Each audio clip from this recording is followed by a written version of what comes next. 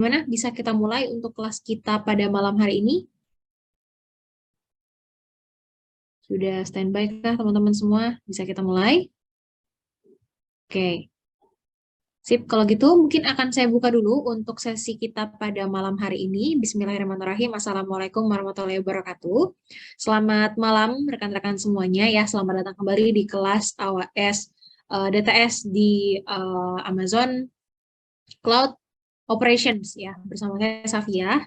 Nah, kali ini kita sudah masuk di sesi kelima ya, kalau nggak salah ya. Kita masuk ke sesi kelima, dan untuk di hari ini kita akan masuk ke modul ke-6 ya, di database services, seperti itu. Nah, sebelum kita masuk ke materi kita hari ini, mungkin teman-teman ada yang mau ditanyain dulu barangkali seputar yang kita bahas kemarin, karena kebetulan kemarin kita bahas seputar Lambda ya, dan juga container based application gitu kan ya. Nah, sekarang kita akan masuk ke modul ke-6 di database services. Ada yang mau ditanyain dulu barangkali, rekan-rekan? Kalau ada yang mau ditanyain dulu boleh sebelum kita masuk ke modul berikutnya. Silakan. Atau masih aman sampai saat ini? Oke. Sebelumnya ini untuk suara saya terdengar jelas ya? Aman? Gak ada kendala atau barangkali kurang jelas atau seperti apa? Udah aman terdengar? Aman ya? Oke, sip. Kalau gitu kita bisa langsung masuk aja ke materi kita kayaknya ya, supaya nanti kita nggak terlalu malam. Oh, ada. Koneksi antar Lambda atau isi itu Kak, koneksinya disambung lewat VPC atau lewat network interface. Nah, ini question yang menarik nih. Jadi kan kalau misalnya kita buat isi itu kan kita alokasikan di dalam VPC, ya kan? Dan kalau kita alokasikan isi itu di dalam VPC, nanti kan kita bakal remote isi itunya via IP publicnya, ya kan? Atau nanti kita remote via session manager dan lain-lain. Nah, kalau Lambda ini di mana? Defaultnya Lambda itu dia ada di luar VPC. Jadi karena kan kita nggak remote sampai level servernya tuh, kita dapat lambdanya aja. Biasanya nanti kita akan dapat berupa endpoint lambdanya yang nanti bakal kita dapatkan gitu. Nah, nanti kalau misalnya kita buat koneksi antar lambda, misalnya dari lambda ke lambda nanti komunikasinya gimana gitu kan ya? Atau nanti dari lambda ke isi itu nanti komunikasinya gimana? Kalau antar lambda ke lambda, nah, awalnya ini kita bahas dulu, ini service yang kita pakai ini masih dalam satu akun yang sama atau di beda akun. Biasanya sebenarnya konsepnya masih sama aja sih, karena ujungnya nanti kan kita bakal kasih ngedefine role-nya juga. Kita akan dapetin URL atau endpoint lambda-nya, nanti kita bakal dapatkan link tersebut atau URL untuk saling berkomunikasi. Nah, nanti kita bisa dapetin juga source-nya. Nah, jadi kalau misalnya di Lambda itu kan kita buat misalnya, kalau misalnya komunikasi antar Lambda to Lambda, biasanya kan Lambda to Lambda ini komunikasinya berhubungan sama input dan outputnya, ya kan? Jadi dari misalnya kalau komunikasi antar Lambda, antar dari salah satu Lambda ini dia dijadikan trigger untuk melakukan eksekusi Lambda yang satu lagi. Jadi kalau Lambda yang satu udah selesai, outputnya nge-generate atau nge-trigger Lambda yang satu lagi, misalnya kayak gitu kan ya. Nah, nanti hasil dari outputnya itu nanti kita bisa sambungkan ke yang lambda satu lagi, nanti kita bisa bikin sebagai definisi if-nya. If lambda ini sudah keluar outputnya, sudah keluar output yang kita inginkan, dan dia akan eksekusi. Nah, biasanya nanti antar hubungan itu nanti kita bisa ya ibaratnya mention endpoint lambda URL-nya seperti itu. Nah, kalau untuk komunikasi ke isi itu ini agak unik. Pertama kan untuk lambda ini kan dia pakai endpoint atau URL tadi kan. Berarti komunikasi basisnya itu untuk ya seolah-olah endpoint over internet biasa. Nah, kalau untuk berkomunikasi ke isi-itu, pertanyaannya, kita pengen bikin komunikasi ke isi-itunya seolah-olah menjadi service yang over internet biasa, atau mau dibuat supaya komunikasinya seolah-olah lambdanya ada di dalam isi-itu. Nah, itu juga bisa sebenarnya teman-teman. Defaultnya kita bakal treat lambdanya as the resource yang ada di luar VPC. Jadi tetap over internet kan ya, via virtual gateway dan lain-lain. Internet gateway dan lain-lain. Nah, tapi kalau misalnya kita mau alokasikan lambda di dalam VPC, jadi biar nanti si lambda sama isi-itunya bisa berkomunikasi secara secara lokal, itu lambdanya nanti bisa kita kasih ENI atau network interface gitu. Jadi bisa ya lambdanya kalau teman-teman pengen bikin komunikasinya lokal, lambdanya kita bisa attach network interface. Jadi biar lambda ke isi-itunya komunikasinya pakai IP private gitu. Jelas? Terjawab? Defaultnya dia dari luar ya, tapi kalau misalnya mau dibikin lokal pun bisa kita attach network interface ke lambdanya nantinya. Seperti itu. Oke. Jika trigger dari API gateway lebih mudah mana? Trigger dari API gateway. Oke. Jadi nyambungnya itu API-nya masuk dari API gateway, terus dari API gateway masuk ke dalam internal. Nah, after dari API gateway-nya kena Lambda dulu atau ke EC2 dulu? Ini harus jelas desainnya dulu sih. Diagramnya enaknya seperti apa flow-nya. Gitu. Kan API gateway cuma menyalurkan aja kan. Nah, sehingga nanti ceritanya yang mau dibawa sama para Fuli, diagramnya seperti apa dulu. Ya, API gateway kan dia cuma ibaratnya source API-nya aja. Nanti kita tinggal hubungkan dari API gateway, output-nya ngarahinnya kemana. Internet, apps, API gateway, Lambda. Oh, jadi ceritanya ini aplikasinya ngeluarin output, terus nanti ke Lambda gitu. Ceritanya pengen dibuat seperti itu ya? Atau gimana nih? Ini saya belum nangkep ceritanya. Takutnya saya salah jawab. Salah nangkep. Internet, misalnya kalau mau di whitelist apa?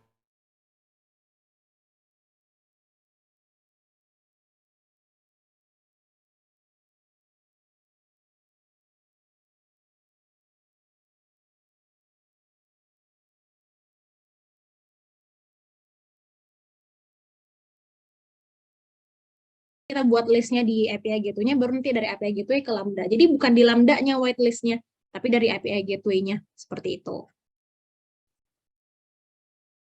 Oke? Terjawab? Ada lagi? Terus destination-nya ke RDS karena sudah diproses oleh Lambda. Terus destination-nya ke RDS karena sudah diproses oleh Lambda. Oh, output-nya misalnya dari aplikasi, API misalnya dari internet kan, diterima sama API gateway, diterusin ke Lambda, Lambda eksekusi, nanti masukin output-nya ke RDS. Ya, urutannya seperti itu berarti. Internet, nanti dari internet mungkin datang dari user atau dari aplikasi yang lain kan, secara API-nya dikumpul di API gateway nyambelin ke Lambda, dari Lambda baru ke belakang, entah itu Lambda ke EC2 atau Lambda kemana, atau RDS bisa. Gitu. Bisa, nanti kita suruh Lambda untuk otomatis ngupdate data ke RDS misalnya, bisa. Ada lagi? Jadi ingat aja kalau API gitu tuh dia pasti di edge, dia ujung sebelum dia ketemu Lambda dan service-service microservice dia di paling ujung biasanya. Ya. Baik itu nanti kita berinteraksi sama service di luar AWS ataupun nanti sama ya service-service di luar AWS atau mungkin dari user, API gitu di yang paling ujung urutannya. Gitu. Karena kan dia di edge gateway-nya kan gitu. Oke, jelas ya? Ada lagi yang mau ditanyain?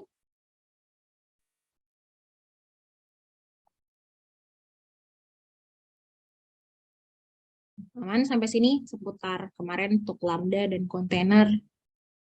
Boleh kalau ada yang masih ditanyain lagi.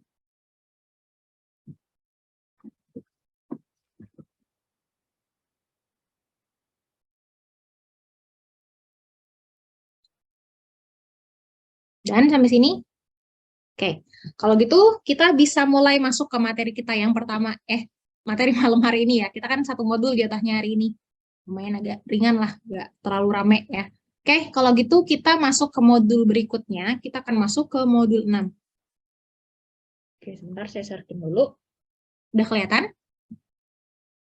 Udah ya. Oke, kita akan masuk ke modul 6 di database services. Jadi di modul ini kita bakal bahas database service-nya AWS gitu ya. Nah, ngomongin seputar database, saya rasa mungkin di antara teman-teman di sini ada yang udah tahu, ada yang belum tahu juga. Jadi kalau kita ngomongin database itu kan ya service di mana kita bisa mengolah, menganalisis data kita kan ya. Nah, mungkin ada beberapa pertanyaan yang akan saya ajukan di awal sebagai pembuka karena kebetulan kita agak lama juga ya. Pertanyaan pertama gitu ya. Apa bedanya storage dan database? Ada yang bisa jawab perbedaannya storage dan database itu apa? Ini sambil kita discuss juga nggak apa-apa ya teman-teman. Kalau ada yang punya opininya nanti silakan sampaikan aja via chat box. Apa bedanya storage sama database? Kan secara notabene kita sama-sama wadah buat nyimpen data nih, bedanya apa? Sering banget nih saya dapat pertanyaan dari peserta-peserta yang baru kenal nih sama resource tuh bedanya storage sama database itu apa? Atau kalau kita nyeritain sama orang awam bedanya storage sama database itu apa sih? Ada yang bisa bantu jawab? Gimana? Kalau ada yang mau di-unmute sebentar boleh biar nggak terlalu lama ngetiknya ya. Tapi kalau malu-malu mau dari ketik juga nggak masalah. Storage untuk simpan file atau resource. Storage menyimpan file, storage untuk menyimpan data yang terstruktur. Storage atau database yang terstruktur. Oke, yang database ya.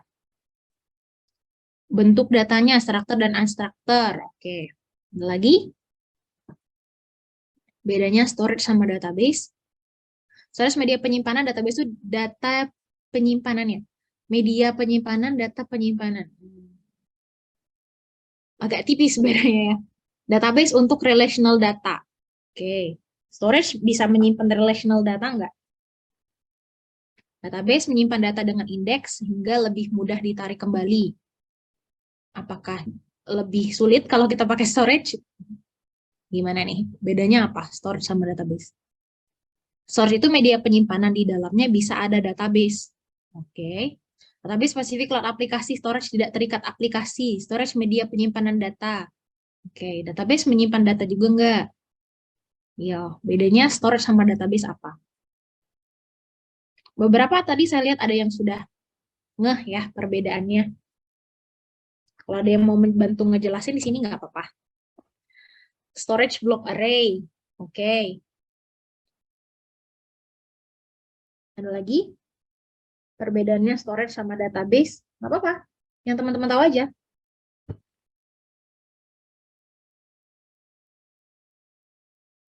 HW. HW-nya ini apa kepanjangannya? Database SW. Kepanjangan yang dipakai di sini apa nih? Grid. Oh, hardware. Oh. Oh gitu. Hardware dan software. Ada lagi? Jadi database ini lebih ke software berarti gitu. Oke, ada lagi?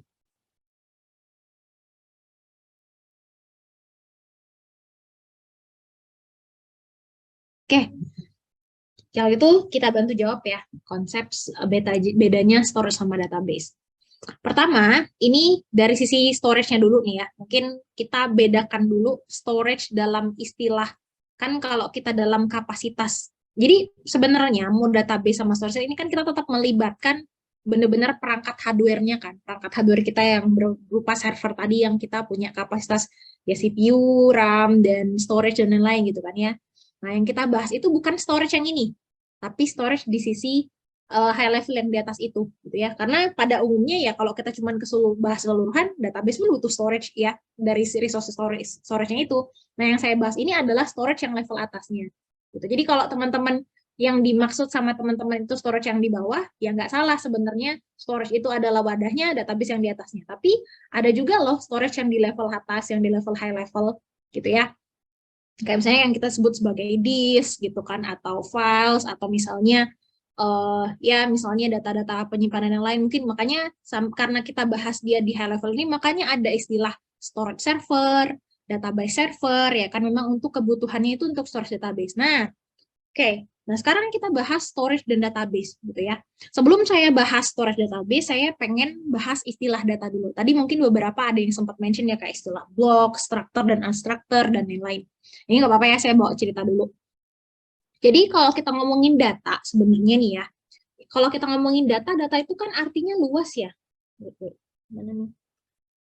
Kliknya, oh ini. Bentar ya. Pennya nggak nyala. Oke. Jadi kalau kita ngomongin data, ya, data itu kan luas ya maknanya gitu. Ya, image kita sebut data, video bisa kita sebut data, CSV file kita sebut data, apa? Table itu kita sebut data. Data-data yang kita input itu sebenarnya kita sebut sebagai data juga. Objek, parameter atau apapun yang kita masukin itu kita sebut sebagai data. Jadi maknanya itu luas banget. Nah, karena saking luasnya nih, ya makna yang kita sebut sebagai data itu kita bisa mengkategorikan data-data ini dari bentuknya, ya. Pertama, data-data itu ada kategorinya dari sisi bentuknya. Pertama, kita sebut sebagai unstructured data. Unstructured data. Lalu ada yang semi-structured data. Semi-structured data, sama yang terakhir ada structured data. Nah, oke, kalau di Indonesia kan ya unstructured yang tidak terstruktur. Satunya yang struktur, ada yang semi struktur. Nah, maksudnya itu apa? Jadi data-data yang unstructured ini seperti apa sih? Data-data unstructured ini mungkin kalau saya kasih penjabaran yang simple ya. Unstructured data ini adalah data-data yang bentuknya itu tidak mengikat. Nggak ada kepastian, bukan kepastian sih, nggak ada aturan yang pasti mengenai data tersebut tuh harus berukuran atau harus berbentuk seperti ini. Contoh misalnya kayak image atau video. Ada nggak sih aturan kalau, oh yang dikategorikan sebagai image atau video itu yang ketika resolusinya sekian, atau yang apa namanya, yang besarnya tuh harus pas sekian gitu ya. Nggak ada kan, jadi kita bisa aja yang gambarnya ukurannya sekian, resolusinya sekian, kapasitas dan size filenya sekian, itu tetap bisa kita bahas sebagai image juga. Begitu juga video gitu kan ya. So ini adalah tipe-tipe unstructured data, nggak ada tipe struktur yang mengikat dan pasti, oh bentuknya tuh harus dengan sekian gitu kan ya. Ada struktur yang pasti untuk mengatur besaran data tersebut, sehingga ini kita sebut sebagai unstructured data ya. Tipenya tadi kayak image, video, ya, file, PDF, dan lain-lain. Ini banyak contoh, itu adalah contoh-contoh unstructured data. Nah, terus yang berkebalikan banget sama unstructured data, ini ada yang kita sebut sebagai structured data. Ya, structured data ini adalah biasanya data-data yang berbentuk tabel. Ya, data-data yang ditaruh di CSV file atau SLS file gitu kan. Itu adalah data-data yang dalam bentuk tabel. Data-data yang teman-teman inputkan dalam sebuah skema, dalam sebuah tabel tertentu, biasanya terdiri dari baris dan kolom gitu kan ya. Itu kita sebut sebagai structured data. Nah, structured data ini ada dua tipe. Ada yang relational, ada yang non-relational. Non-relational. Aduh, saya takut kepencet. Kalau kepencet dia kabus. Relational. Nah, perbedaannya apa nih relational sama non-relational? Biasanya kalau untuk relational ini, data-datanya itu terdiri dari beberapa tabel yang nanti bakal punya relasi satu sama lain. Jadi istilahnya kita tuh nanti bakal dapat banyak informasi nih dari beberapa tabel, dan tugas kita itu adalah menghimpun informasi yang terdapat dari relasi atau hubungan antar tabel-tabel berikut. Ya kan? Biasanya nanti untuk cara menghimpun informasi itu kita bisa melakukan proses dengan proses query dan lain-lain. Makanya nanti kita butuh tools tambahan, kita butuh SQL untuk melakukan proses query tersebut. Gitu. Sedangkan kalau non-relational itu biasanya secara bentuknya dia tuh cenderung lebih simple dibanding relational, karena biasanya dia terdiri cuma satu tabel aja, tapi dari satu tabel isinya tuh banyak. Karena dia ibaratnya simple, tapi proses data yang dialokasinya tuh lebih detail ya. Dia kita sering sebut sebagai key value data ya, key value database, karena memang bentuknya itu dia lebih simple dan dia performance oriented gitu. Karena bentuknya lebih sederhana, kita nggak harus perlu melakukan analisis kayak misalnya ibaratnya get call satu table satu sama lain pakai istilah primary key, foreign key gitu ya. Nah, kalau untuk non relational ini dia lebih simple karena kita bisa lakukan query berdasarkan key point-pointnya aja gitu ya, key item-itemnya aja gitu kan, karena dia itu nggak mempunyai skema yang mengikat, datanya tuh cenderung lebih bebas. Nah, karena kebebasan datanya itulah, kesederhanaan datanya itulah, makanya performanya biasanya jauh lebih bagus dibanding relational. Ya karena relationalnya tadi dia lebih cenderung ke, dia itu detail, terus skemanya mengikat. Nah, tapi karena dia skemanya mengikat dan detail, ini bakal cocok banget untuk kebutuhan analisis. Ya, sering digunakan untuk DBMS, untuk analisis keuangan, untuk bikin sistem informasi, manajemen ya dan lain-lain. Itu kita biasanya pakai relational. Nah, kalau yang non relational biasanya dia sama buat database juga, tapi buat data yang bersifat temporary atau yang tadi performance oriented gitu ya. So itu untuk structure data. Nah, kalau yang semi structured data ini tipenya apa? Kalau teman-teman tahu ada yang sering dengar JSON file, YAML file, ya. SAML file ini adalah contoh semi structured data. Jadi sebenarnya dia punya struktur, tapi di masing-masing part struktur ini nggak ada kewajiban yang mengikat banget, oh dia jumlah datanya harus sekian. Jadi ibaratnya semi structure lah ya, nggak sepakem kayak struktur data yang udah punya skema yang mengikat banget, tapi juga nggak sebebas tipe unstructured data. Itu yang semi structured data. Nah, dari sini teman-teman tahu, oh, data ini memang udah banyak tipenya. Udah tipenya banyak, sifatnya banyak, digunakan untuk kebutuhan yang banyak pula. Operation yang dilakukannya juga cenderung berbeda, ya kan? Kalau untuk abstrak data kayak image dan lain-lain, kita paling pakai operasi yang simple kayak put, post, delete, get, dan lain-lain. Sedangkan kalau untuk struktur data, kita harus pakai query struktur dulu gitu kan, ya harus ada cara kominya untuk select datanya ya, lakukan count datanya dan bla bla bla, ada banyak operationnya kita kalau kita bahas per masing-masing datanya. Nah, saya akan kasih analogi gitu kan ya. Data ini anggap aja teman-teman kayak objek, beneran ya objek yang kita alokasikan. Kayak objek itu kan bisa apa aja, kayak ya misalnya saya ada layar, ini ada laptop, nanti ada makanan, ada air, ada baju, ada apa, itu kan sebuah kita alokasikan sebagai data. Nah, atau sebagai objek. Nah, tapi kan masing-masing barang itu atau masing-masing objek itu punya fungsi dan keperluan yang berbeda-beda, cara treatment yang berbeda-beda. Sehingga biasanya nanti kita mengkategorikan penggunaan fungsi-fungsinya di wadah-wadahnya sendiri. Contoh, piring, oh piring buat makan, saya nanti taruhnya di lemari piring. Oh, baju buat kita pakai sehari-hari, saya taruh di lemari. Oh, nanti ada misalnya buku, ini saya taruh di lemari buku, misalnya di rak buku. Memang udah punya wadahnya masing-masing. Punya place-nya masing-masing, alokasi tempatnya bahkan masing-masing gitu kan ya. Nah, begitu pula pada data gitu ya. Karena memang bentuknya berbeda, treatment berbeda, akhirnya mereka dialokasikan ke wadah yang berbeda-beda pula gitu. Nah, dari bentuk-bentuk inilah akhirnya nanti lahir wadah-wadah penyimpanan yang memang diakomodir untuk masalah operation yang tadi kita lakukan gitu ya.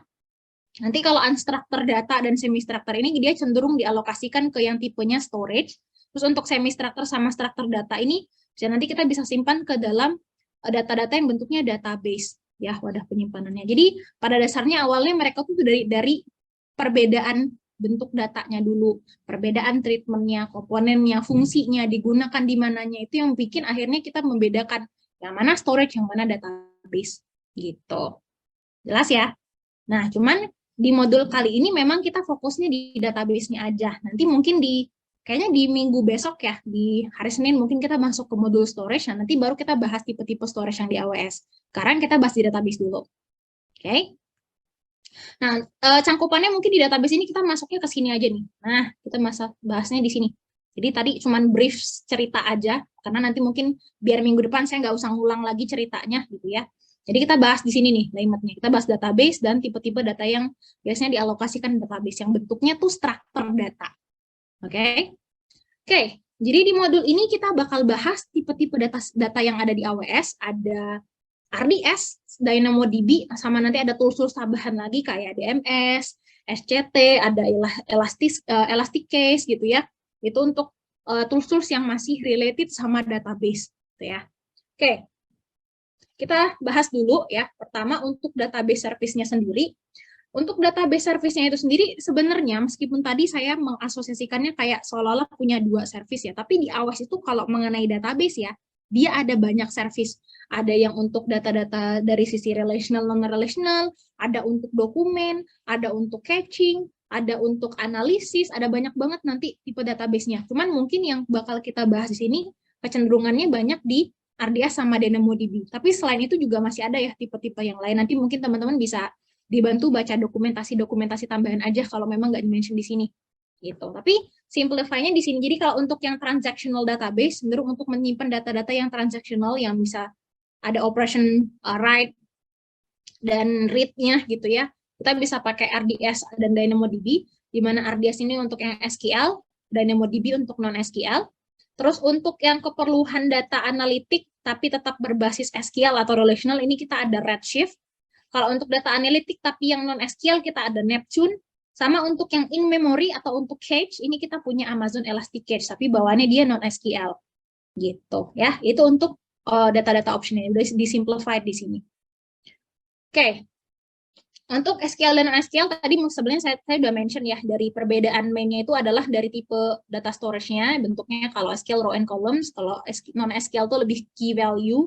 Skemanya kalau SQL itu dia mengikat karena dia memang udah punya aturan gitu kan ya, oh jumlah tabel dan barisnya sekian, oh masing-masing datanya itu nggak boleh ada yang kosong karena kalau ada yang kosong itu bakal mempengaruhi proses query-nya nantinya. Nah, sedangkan kalau untuk NoSQL itu dia bisa bebas, bisa jadi kalau masing-masing data itu bisa jadi per kolomnya itu nggak sama, ada data yang kosong nggak masalah, karena dia yang penting query-nya itu based on key datanya aja gitu. Nah ini kalau SQL dia pakai SQL, kalau non-SQL dia lebih ke collection of document. Untuk scalability-nya, kemampuan untuk mengakomodir jumlah resource-nya, kalau SQL atau yang database berbasis SQL ini, dia cenderung melakukan scaling secara vertikal. Sedangkan kalau untuk non-SQL itu dia horizontal. Gitu ya. Nah, nanti karena tadi saya bilang database service itu ada banyak banget tipenya dan lain-lain. Apa aja sih faktor-faktor pemilihan tipe database nantinya? Pertama, teman-teman bisa pilih based on database engine-nya. Karena database engine ini bakal berpengaruh kayak misalnya dari sisi kebutuhan dan juga fungsinya. Gitu. Sebenarnya satu lagi ada yang nggak di-mention di sini sih. Kalau menurut saya dari sisi familiarity. Karena biasanya nggak sering sih ya. Yes, lumayan sering orang milih pakai storage atau database tertentu karena memang karena saya familiarnya pakai database yang ini gitu, jadi biar nggak usah repot belajar lagi lah kayak gitu ya. Nah itu juga sering dijadikan alasan untuk memilih database engine. Nah, tapi terlepas dari itu juga sometimes kita bikin atau pilih database workload factor berdasarkan beberapa part. Pertama dari sisi struktur datanya, karena memang dibutuhkan dari transaksi kita tuh butuh yang tipe strukturnya seperti apa, mengikat gak mengikatnya, ukurannya seperti apa, komputasi yang bakal dialokasikan di dalamnya, cost yang kita gunakan, akses pattern-nya ya yang performance oriented sering atau enggak, proses read and write dan lain-lainnya, performance-nya, alokasi jumlah ya kemampuan scalingnya ya untuk alokasi resource yang kita butuhkan ya, mengakomodir jumlah write dan read yang kita butuhkan itu seperti apa, itu juga jadi parameter yang dipertimbangkan sama orang-orang ketika mereka memilih database gitu. Nah, ini ya, tadi untuk database-nya AWS, tadi ada RDS, ada DynamoDB, Neptune, Elasticsearch, dan Redshift. Ya, ini kita nggak bakal bahas semuanya tadi, karena nanti untuk yang detailnya kita bahas DBS sama DynamoDB aja. Tapi di sini dia simplified. Jadi, kapan teman-teman pakai database yang mana, kapan pakai apa. Di sini ada skenario-nya ya. If you need database yang punya relational database, that is launched with choice of 6 popular database engine. Jadi, memang udah mengacu ke 6 populer database engine, contohnya kayak MySQL, lalu MariaDB, Postgre, Oracle, lagi ya apalagi ya, MariaDB, Postgre, MySQL, Oracle, satu lagi ada apa lagi? Ada 6 pokoknya. Ya, nanti setelah ini ada kok slide-nya, ntar saya lupa. Nah inilah Amazon Aurora, MySQL, SQL Server, Postgre, MariaDB, sama Oracle. Ya, jadi ya dia mengacu 6 database engine itu. Nah, teman-teman bisa pakai yang RDS. Nah, tapi kalau misalnya teman-teman yang pengen pakai MySQL Relational Postgre juga bisa pakai Amazon Aurora. Nanti mungkin kita bahas ya bedanya RDS sama Aurora ini apa. Toh kan dua-duanya sama-sama mendukung MySQL dan Postgre nih. Bedanya apa nanti ada bahasannya sendiri ya. Nah, ini tuh kalau teman-teman butuh yang fully managed non-SQL database, teman-teman bisa bahas DynamoDB. Sama kalau yang graph database ya lebih ke graphical, teman-teman bisa pakai Neptune. Untuk yang key value ya, teman-teman bisa pakai Elasticsearch, sama yang data warehouse teman-teman bisa pakai Redshift. Nah, ini adalah rekomendasi-rekomendasi pemilihan database-nya AWS. Sama selain ini juga nanti ada banyak sih beberapa yang belum disebut, kayak ada apa? Udah kok jadi lupa. Ada beberapa database yang masih belum disebutin di sini ya. Salah satunya kayak apa ya namanya, kok saya jadi lupa. Ya udah nanti saya kasih ya list asli database yang di support sama AWS tuh, dia masih ada banyak lagi. Ada sekitar 3-4 lah yang belum disebutin di sini. Masih ada lagi gitu ya. Itu untuk tipe-tipe database dan use case skenario-nya gitu. Nah, ini base use-nya RDS dan Aurora dia lebih ke transactional application kayak ERP, CRM, ataupun e-commerce log transactions. Ya, kalau teman-teman bikin e-commerce, log transaction-nya dalam bentuk struktur data tuh bisa disimpan RDS atau Aurora gitu ya. Perbedaannya adalah kalau kita pakai Aurora dia lebih open source, high performance, dan low cost dibanding pakai RDS biasa. Tapi again nanti kita ada perbandingan lebih jauhnya. Benefitnya juga lebih banyak dari ini sebenarnya. Nanti ada dimension. Terus untuk Redshift dia lebih ke analytic application yang punya kapasitas ke terabyte sampai exabyte scale data. Karena kalau untuk RDS dia kapasitasnya nggak sebanyak Redshift. Ya, jadi kalau teman-teman butuh data warehouse full analytic juga, teman-teman bisa pakai Redshift alih-alih pakai RDS ya.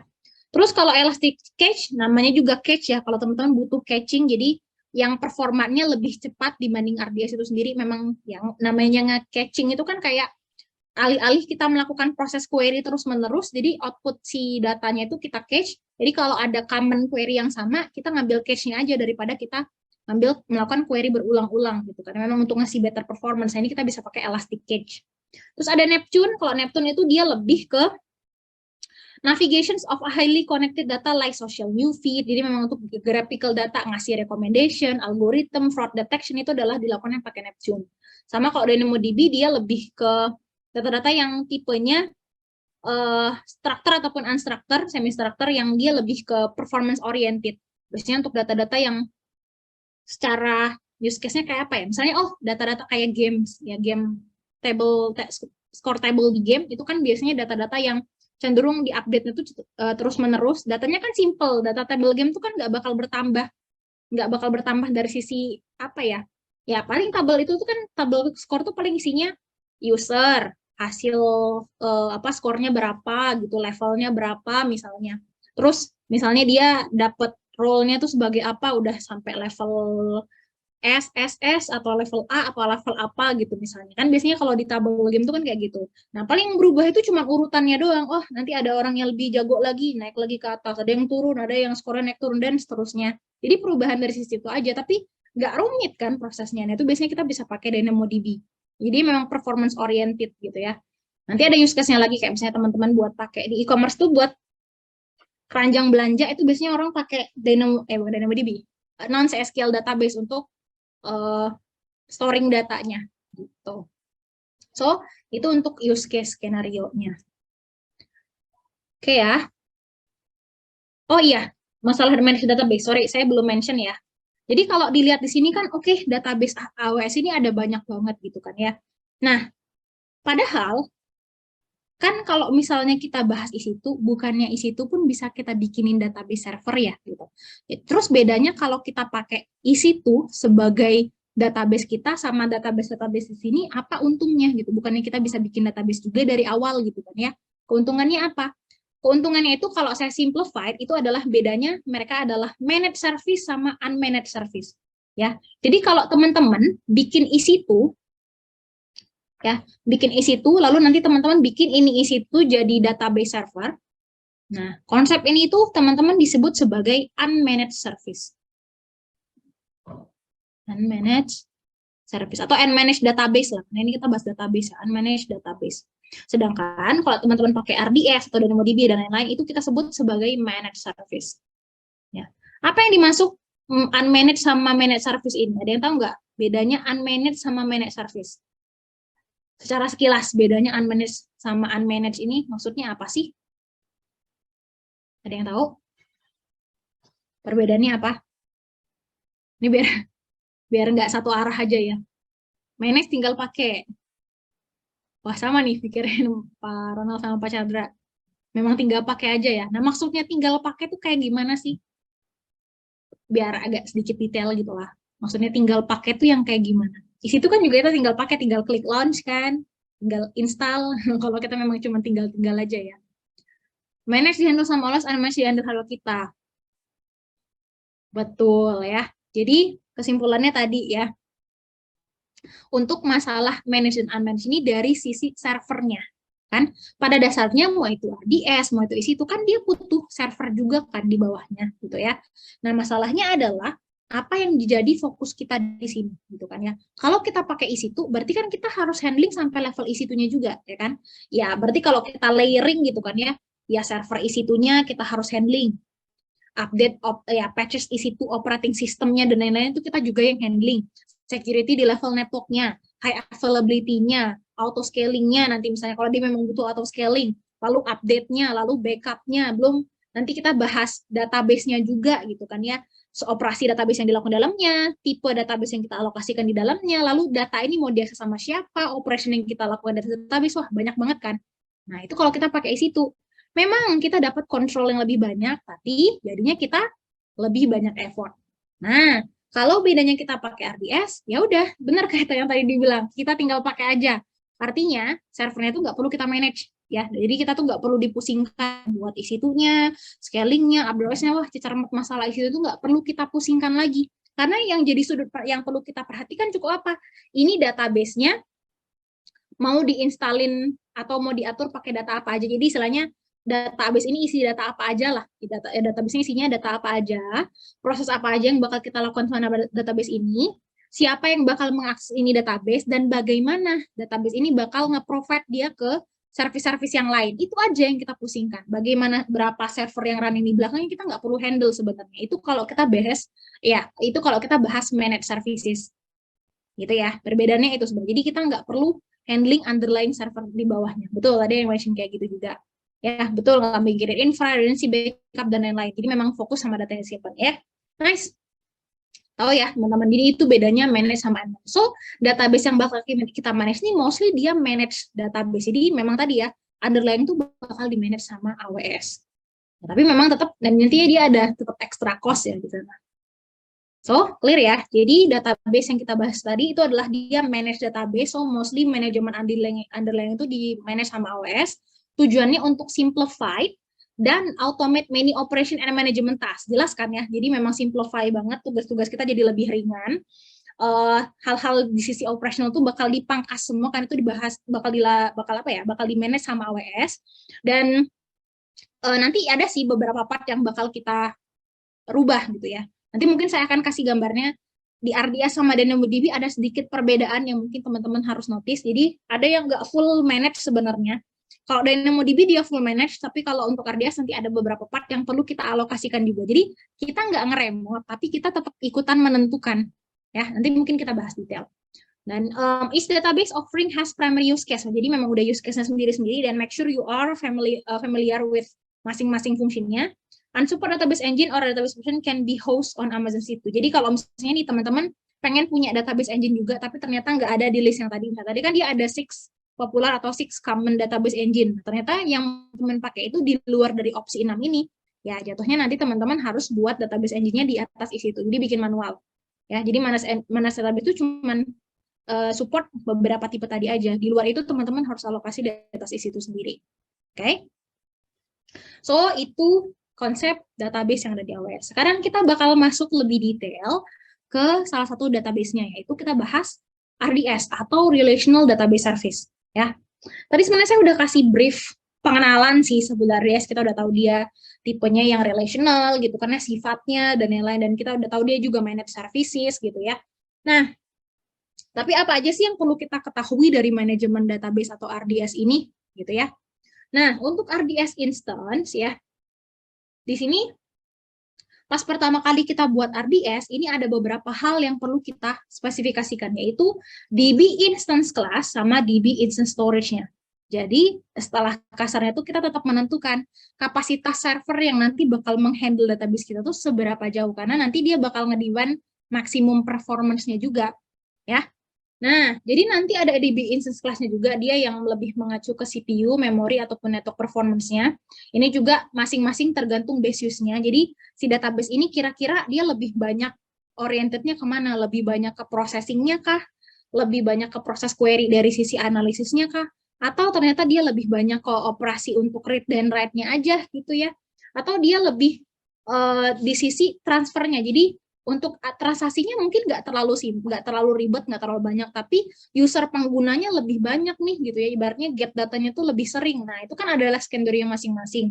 Nah, nanti ya dalam masing-masing instance kelasnya itu dia ada best performance-nya juga, tergantung dari skenario teman-teman yang butuh tadi. Jadi CPU tadi yang lebih ke analitik, ke proses query-nya, memori dia untuk operasi read and write-nya, network performance dia untuk performa distribute datanya.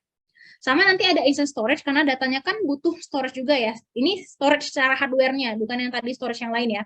Jadi tetap media penyimpanannya, nanti ada beberapa tipe storage yang kita gunakan, karena tadi kan ini pakai instance juga. Ada yang magnetic, general purpose, sama provision IO. Nanti tahu ya, ini yang HDD. Ini yang SSD biasa, ini yang provision IOPS ya. Di atas SSD secara kecepatan IOPS-nya ya. Semakin ke sini harganya semakin mahal, tapi secara performanya semakin baik, semakin cepat ya piringannya. Ya sorry, materi yang pakai piringannya ini. Jadi ini untuk secara performance. So teman-teman pikirkan lagi gitu kan ya, secara budgeting, secara performance-nya seperti apa. Kalau ternyata kita lihat, oh datanya ini memang lebih banyak untuk nyimpen aja, tapi prosesnya tuh nggak performance oriented, nggak terlalu banyak read and write processing, lebih ke backup aja ya, kita bisa pakai HDD atau yang magnetik ya. Tapi memang transaksinya tuh, wah, nulis satu, nanti ada transaksi lagi, ada read lagi, write lagi, read lagi, write lagi, dan seterusnya. Ini teman-teman bisa pakai yang Provision IOPS gitu ya. So, di awal pas kita pakai RDS, teman-teman tetap milih gitu ya, tipe instance class dan tipe instance storage yang nanti bakal dialokasikan ke instance storage tersebut. Again, teman-teman nggak bakal remote instance-nya nanti, tapi tetap kita bakal milih, karena itu nanti bakal jadi limit kapasitas maksimum dari DB instance-nya tersebut. Gitu. Habis itu setelah milih instance-nya, teman-teman juga milih DB engine-nya. Gitu ya. Di sini DB engine-nya ada Aurora. Aurora ini DB engine bawaannya AWS, jadi native AWS, dibuat sama AWS. Nggak, selain Amazon Aurora, mungkin teman-teman juga tahu Amazon udah cukup banyak ya sekarang native resource yang memang disediain sama AWS, kayak prosesor AWS punya Graviton ya. Kalau yang sering kita dengar kan Intel atau AMD. Nah, kalau AWS punya Graviton. Nah, sekarang untuk di DB engine AWS punya Amazon Aurora gitu. Nah, biasanya kalau yang native AWS ini dia punya nilai plus-plusnya nih, karena memang dia ngarahin pakai yang native punya dia kan gitu. Nanti selain itu juga MySQL, SQL Server, PostgreSQL, MariaDB, sama Oracle. Yang mainnya ini. MongoDB apakah disupport sama AWS? Kalau untuk di main DB engine-nya dia nggak disebut di untuk MongoDB. Paling nanti kalau misalnya di rel yang nggak ada, paling MongoDB kita alokasikannya di atas situ. Jadi kita benar-benar install manual gitu ya untuk MongoDB. Seperti itu. Oke. So, itu untuk RDS DB instance. Tahu saya kalau untuk MongoDB ini, kalau misalnya nanti pakai DynamoDB, kita tuh bisa kolaborasi sama MongoDB di atas DynamoDB. Jadi DynamoDB itu nanti punya kemampuan untuk kolaborasi sama MongoDB juga nantinya. Ya, jadi nggak langsung disupport di alokasinya, tapi nanti bisa dikomunikasikan, di-combine.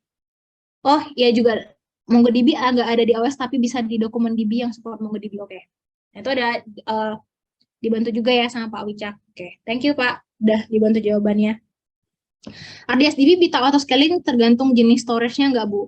Untuk scalingnya nanti kita bahas ya. Setelah ini kita akan bahas scaling atau gimana caranya si RDS ini mengakomodir kebutuhannya. Gitu ya. Oke. Nah, terus untuk RDS ya, kita juga bakal handle masalah backup. Nah, kalau di RDS ini ada dua hal yang perlu teman-teman ketahui. Ada backup, ada snapshot. Ya. Dan di AWS dia menganggap ini sebagai dua hal yang berbeda. Cukup mirip, tapi dialokasikan jadi menu yang berbeda. Padahal kita ngebayangnya kayak mirip-mirip aja gitu kan ya. Ada yang tahu nggak bedanya backup sama snapshot ini apa? Backup sama snapshot itu apa bedanya? Ada yang tahu? Ini di RDS ya. Di kasus RDS ini saya nggak bahas bicara umum karena special case, karena di beberapa service kita anggap ini satu hal yang sama. Tapi kalau di AWS dia menganggap di backup dan snapshot ini dua hal yang berbeda. Oke, snapshot itu backup secara berkala. Snapshot incremental, snapshot kondisi mesin terkini. Oke, ada lagi? Backup full, snapshot tidak full. Ada lagi?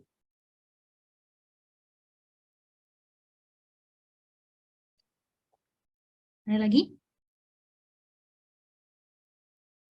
Oke, jawabannya benar semua ya, tadi yang udah di-mention.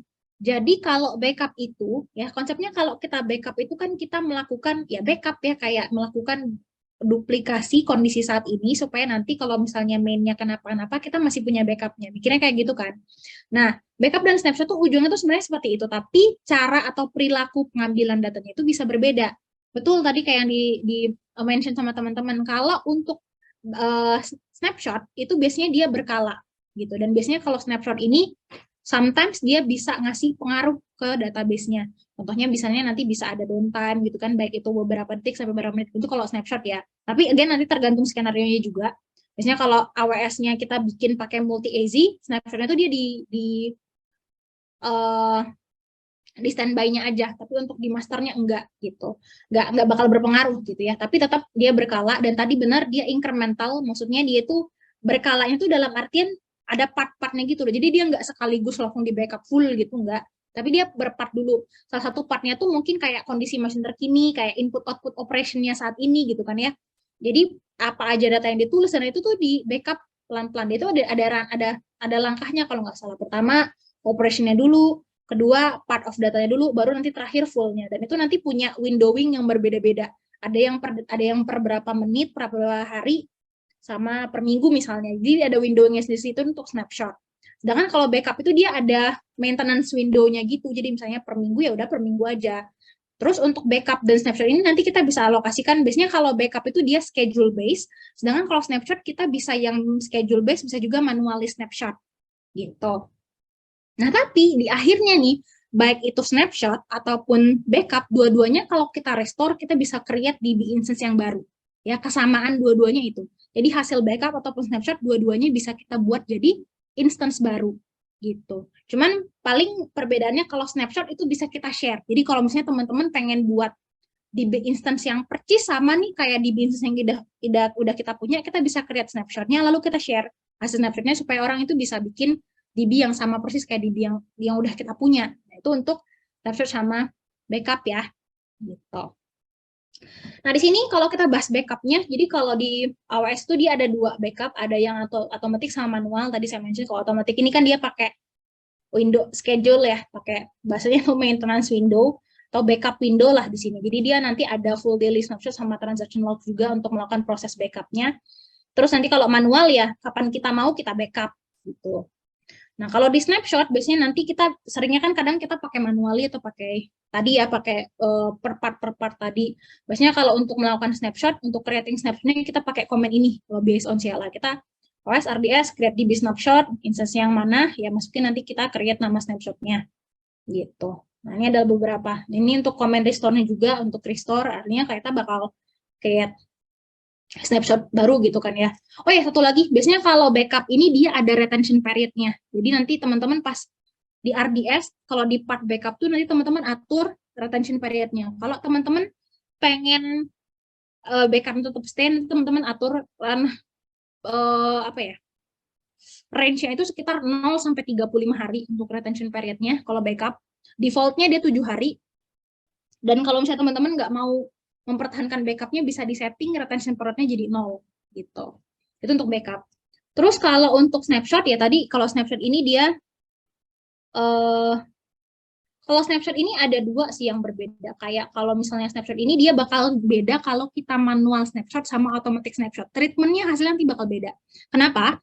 Karena kalau nggak salah, apa ya, kalau kita pengen nge-share, ya, biasanya nanti yang hanya bisa di-share itu kalau snapshot manually. Kalau yang automatic snapshot itu nggak bisa kita share. Paling nanti hasil automation itu mau kita copy dulu, habis di copy baru bisa di-share kayak gitu. Ya, itu aja sih perbedaannya. Kalau nggak salah masih ada satu lagi, tapi saya lupa. Tapi intinya itu, perbedaannya backup sama snapshot ya. Ujungnya tetap sama, tapi di-treat dengan cara berbeda sama AWS. Meskipun tadi outputnya sama untuk nge-backup juga kan, untuk create DB dua-duanya juga bisa kita dapatkan dengan cara yang sama. Gitu. Nah, ini ya, misalnya tinggal komen-komennya ya, teman-teman bisa save ini atau buka dari dokumentasi AWS juga untuk dapetin komen-komen untuk melakukan operasi di atas snapshotnya AWS. Nah, di atas RDS juga, itu nanti kita bisa bikin desain untuk manajemen. Jadi, kalau tadi kan, RDS ini manage database gitu, manage service, jadi kita nggak perlu handling gitu kan ya. Memang kita nggak bakal melakukan setting dari sisi ya auto scaling, load balancer, dan cecarmatnya nggak perlu, kita nggak harus melakukan hal tersebut. Tapi nanti kita bisa mengakomodir kebutuhannya itu dengan cara melakukan penambahan jumlah resource gitu ya. Nah, untuk melakukan scalingnya itu biasanya tadi kan mungkin teman-teman mention di part yang awal, kalau relational data dia itu melakukan scalingnya dengan cara vertical. Ya, jadi bukan horizontal, tapi dia vertikal. Kalaupun horizontalnya secara, kalaupun dia melakukan scalingnya secara horizontal, bahasanya itu bukan scaling, tapi lebih menambahkan read replika. Nah, saya ceritain satu-satu ya.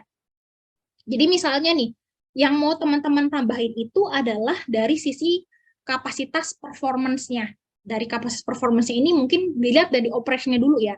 Mau melakukan proses query-nya kah?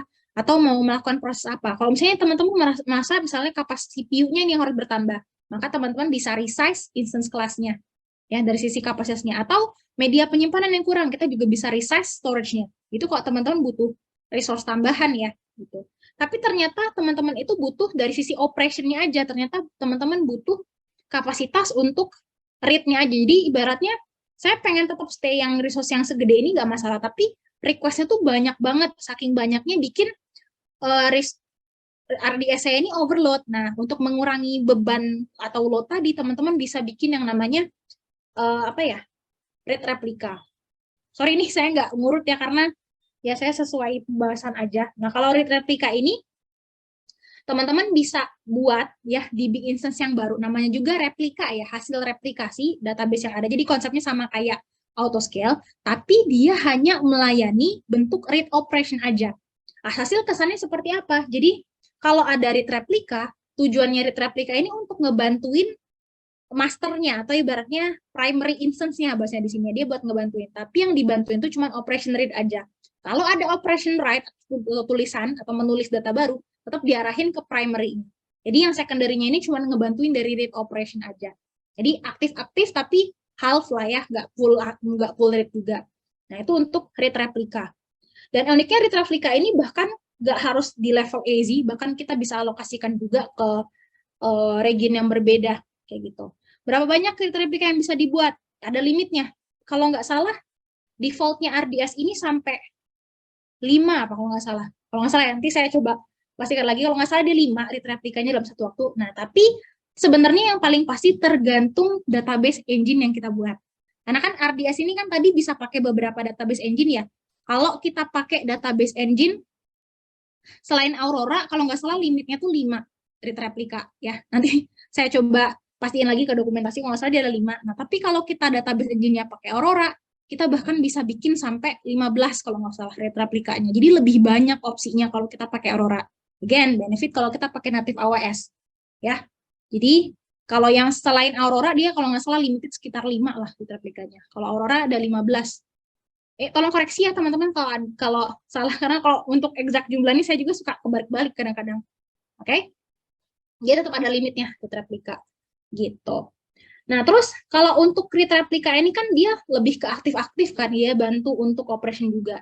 Nah, ada juga skenario-nya kalau kita implementasi multi-AZ. Multi-AZ ini tujuannya supaya database kita tuh bisa tetap dijadiin backup dalam sisi operation. Jadi kalau kita butuh failover aja. Tujuannya kalau misalnya kita pengen meminimalisir data yang berbeda, memang untuk tujuannya untuk failover gitu ya. Karena kalau untuk read replika ini, biasanya data-data dari primary ke secondary atau read replika ini asinkronus. Dalam artian yang namanya asinkronus ya, jadi bisa aja ada kemungkinan stale data ketika primary-nya itu mati. Gitu.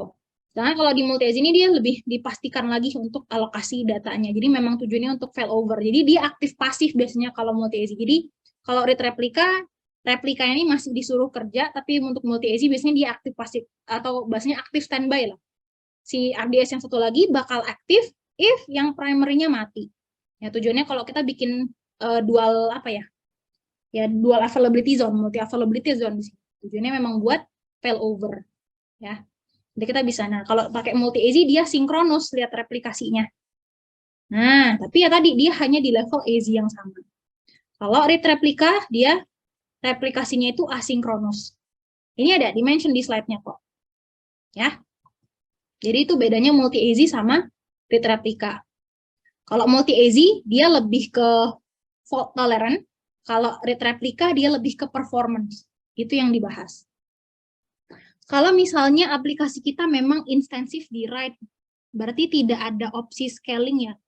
Kalau kita intensif di scalingnya dengan cara resize instance-nya tadi. Jadi kalau kita pengen scaling, jadinya kita resize instance-nya paling.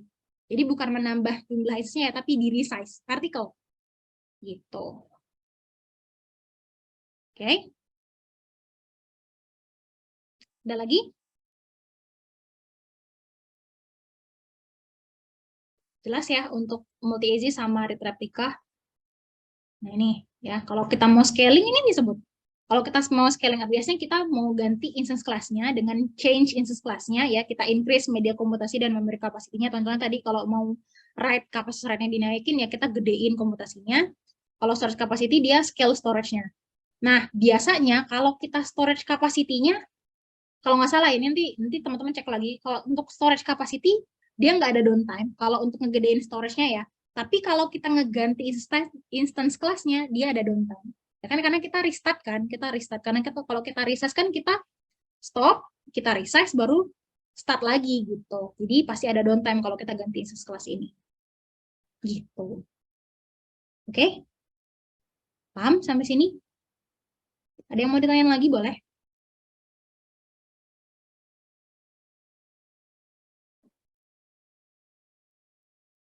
Gimana? Oke, kalau gitu kita lanjut ya. Ini sambil jalan juga.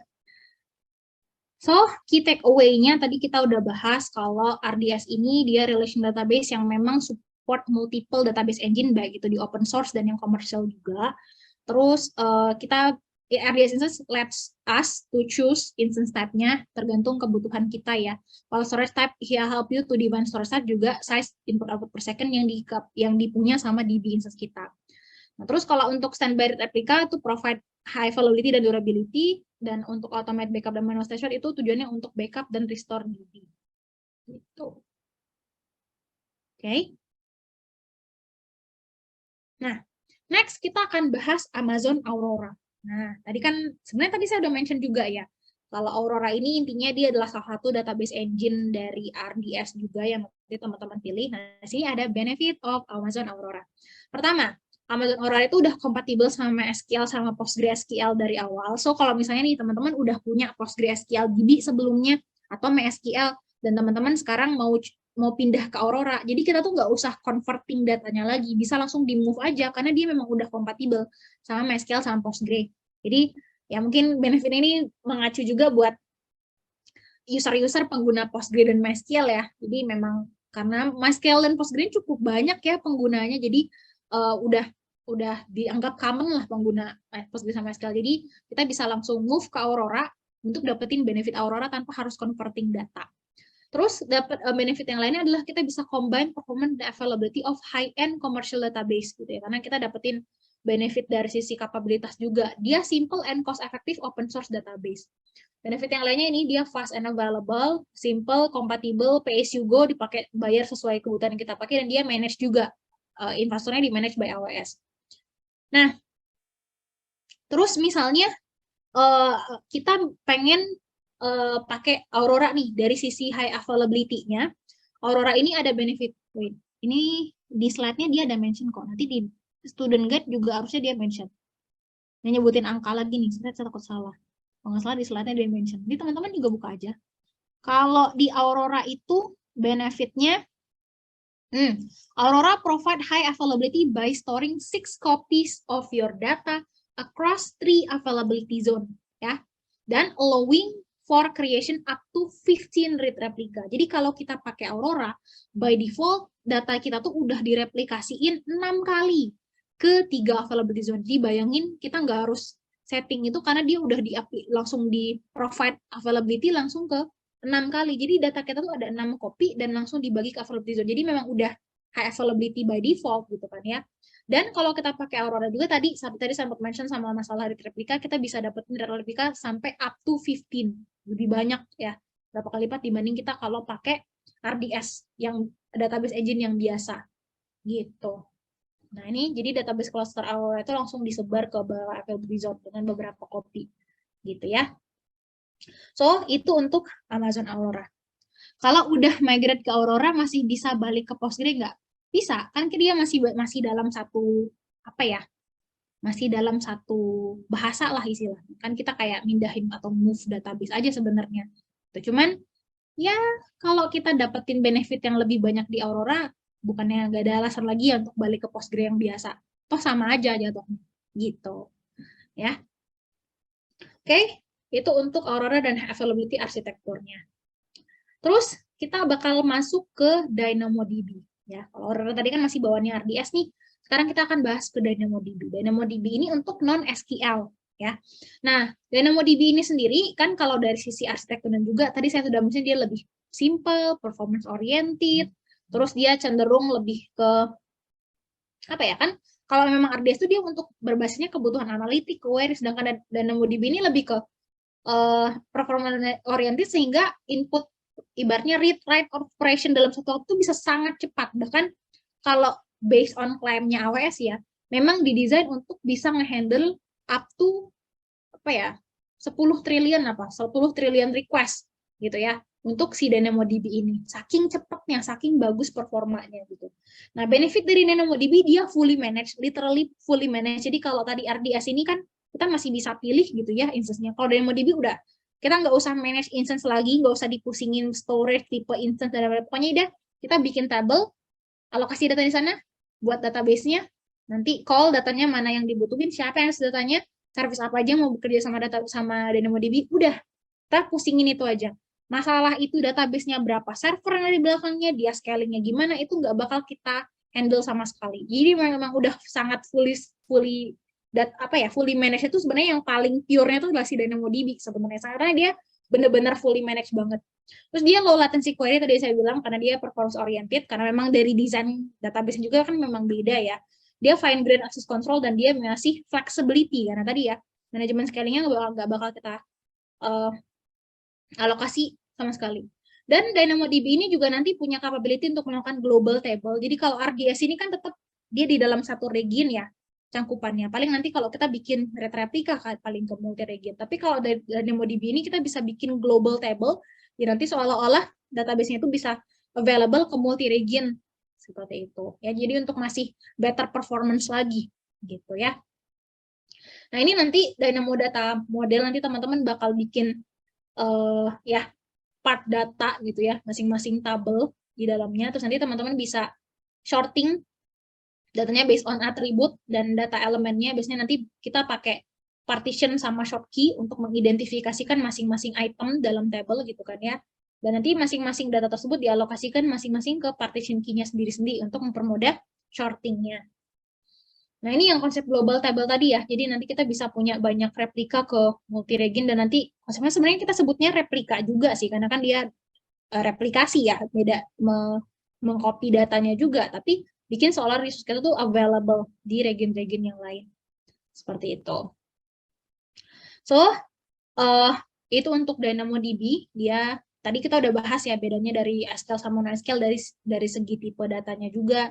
Lalu kalau untuk scaling performance-nya, kalau DynamoDB itu benar-benar ngasih high throughput, latency sensitive application. Jadi kita mau nambahin read and write operation, dia udah di belakangnya itu otomatis nambahin aja gitu. So, paling nanti kalau ada penambahan itu total nanti udah gede aja di akhir tagihan kita. Karena kan dia bakal scaling terus-menerus sesuai kebutuhan. Nanti kalau misalnya udah turun pengguna, dia langsung scale in lagi. Dan itu otomatis kita nggak harus setting. Karena dia memang benar-benar menyesuaikan kebutuhan. Gitu ya. Itu untuk DynamoDB. Seperti itu. Sebenarnya ada sih beberapa capability yang mungkin nggak disebutin memang di sysop, karena lebih banyak disebutnya kalau fitur-fiturnya di architecting, sebenarnya di kelas architecting kayak ada capability-nya si DynamoDB untuk bekerja sama berbagai multi-service yang lain, kayak misalnya tadi sama apa ya, sama Cassandra contohnya, sama Hadoop kalau nggak salah dia kerja sama Hadoop juga nggak ya? Kalau nggak salah kita bisa kolaborasi sama Hadoop, Cassandra, MongoDB juga iya, nanti kita bisa kolaborasi sama berbagai service-service database yang ada di luar gitu. Ya, itu untuk DynamoDB. Seperti itu. Oke. Nah, tadi kan kita udah bahas database type-nya nih. Sekarang kita bakal bahas ke database migration service-nya atau tools yang digunakan untuk melakukan migration service atau database itu sendiri. Jadi AWS memang udah menyediakan nih tools-nya sendiri. Jadi kalau misalnya teman-teman udah punya database, resource, entah itu database-nya ada di on-premise atau di cloud provider yang lain misalnya, atau di VM yang lain di luar AWS, misalnya mau dipindahin ke AWS. Nah, teman-teman bisa mindahin datanya dengan menggunakan si DMS ini, tool untuk memindahkan datanya. Nah, si DMS ini fungsinya ya, ini jadi database migration service itu bisa melakukan pemindahan data, dan si DMS ini dia sudah support berbagai commercial dan open source database gitu ya. Nah, ada yang unik dari DMS, biasanya si DMS ini bakal bekerja sama SCP atau schema conversion tool gitu ya. Karena kan database migration ini kadang ada skenario-nya pas kita pengen migrasiin data, misalnya tadi ya kita pakai data-data yang masih sama. Misalnya kalau tadi, oh saya pakai Postgre, ya udah saya bisa langsung pindahin. Kalau saya sekarang, saya pakai database yang nggak disupport sama AWS, tapi sekarang saya pengen support sama database yang pakai AWS, bisa di-convert nggak? Nah, kita tuh bisa melakukan converting dengan menggunakan SCT ini. Nah ini ya, kalau misalnya, bentar, saya mention SCT-nya dulu. Jadi SCT ini membantu kita untuk automate mini database schema and code conversion task when migration from source to the target database engine ya. Bahasa simpelnya sih nge-convert database itu sendiri sesuai dengan destination yang kita mau. Nah, untuk conversion supported by SCT-nya ini, contohnya kalau kita dari source database-nya dan targetnya, nah ini adalah opsi-opsi target database yang disupport sama SCT. Jadi teman-teman mau dari source ini mau diganti ke sini itu bisa disupport sama SCT. Nah, ini yang di convert-nya itu bagian apa aja? Pertama, skema source database-nya, views-nya, stored prosedurnya sama function-functionnya itu yang nanti bakal di convert sama si SCT ini. Lumayan banyak ya opsinya. Jadi Oracle, Microsoft SQL Server, Teradata, IBM, Greenplum, Vertica, Amazon Aurora, IBM, Apache Cassandra. Honestly, nggak semuanya yang pernah saya coba di sini ya. Mungkin kalau teman-teman udah pernah coba, ngerasain perbedaannya, pengaruhnya kalau kita pakai beberapa source database ini. Gitu.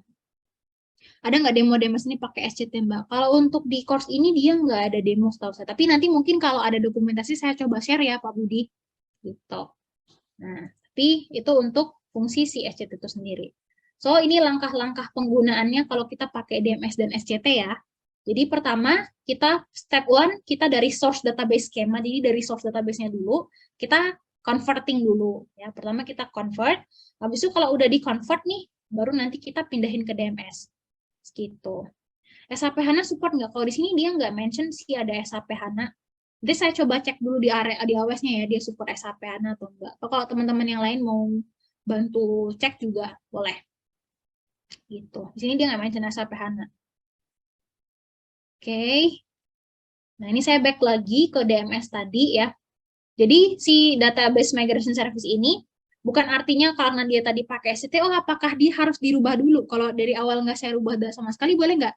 Ya boleh-boleh juga. Jadi kalau bahasanya di AWS ya, di akhir ini dia pakai bahasa yang unik. Kalau saya help migrate homogeneous and heterogeneous database from on-premise data center and cloud instance to AWS. Jadi mau source-nya dari on-premise, mau dari cloud instance yang lain, dari dari cloud provider yang lain ke AWS, itu semuanya disupport. Homogeneous itu maksudnya dari source yang sama ya, jadi dari source ke target yang masih dalam manajemen yang sama, or heterogeneous atau yang tadi kita converting dulu gitu. Oke ya, so itu untuk DMS dan SCT. Hari ini saya balik lagi, tadi ada part yang belum saya mention apa ya? Nah ini, DMS source and target combinations ya. Kalau misalnya source atau targetnya itu on-premise, jadi dari source-nya on-premise, targetnya on-premise. Bener nggak sih? Oh ya, kalau source-nya on-premise, targetnya on-premise, ini nggak disupport pakai DMS ya. Tapi kalau source-nya on-premise, targetnya RDS, Redshift, sama Ozone S3DB, ini supported. Atau source-nya itu dari on-premise, targetnya EC2, ini juga supported. Oke? Kalau source-nya RDS dan S3, targetnya on-premise, ini juga support. Jadi dari AWS ke on-premise juga support ya, pakai DMS. Ataupun ya, kebalikan dari RDS to RDS, ini udah pasti support. Yang not supportnya aja paling yang kita fokus ya. Kalau source-nya SQL, targetnya ke on-premise. Azure ya, lihat. Perbedaan nih Azure SQL. Kalau yang masih sama AWS mah mostly dia support. Tapi kalau dari third party kayak SQL ke on-premise dia not supported kalau pakai DMS. Oke. Jadi dia mendukungnya yang melibatkan ada AWS-nya. Kalau kesimpulannya kayak gitu ya. Yang salah satunya tuh ada aspek AWS-nya gitu ya.